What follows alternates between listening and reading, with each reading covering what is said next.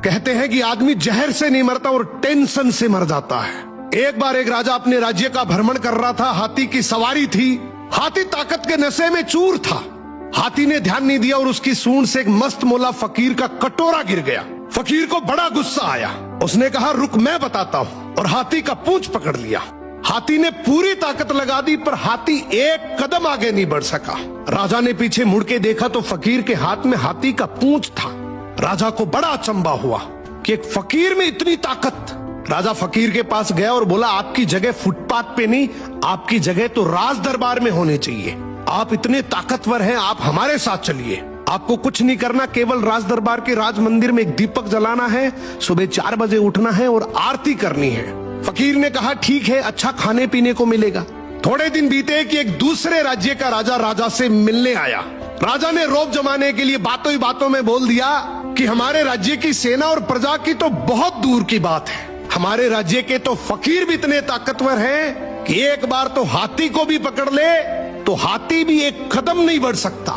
दूसरे राज्य के राजा ने बोला, भी हमें तो दिखाओ तब माने। राजा ने फकीर को बुलाया और कहा, नाक का सवाल है, ध्यान रखना। फकीर ने कहा, ठीक है, हाथी को बुलाओ।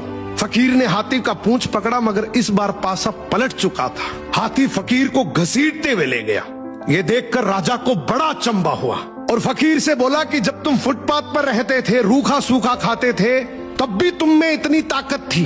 अब तो तुम राज दरबार में रहते हो, 56 प्रकार के भोजन करते हो, फिर ताकत कहाँ गई?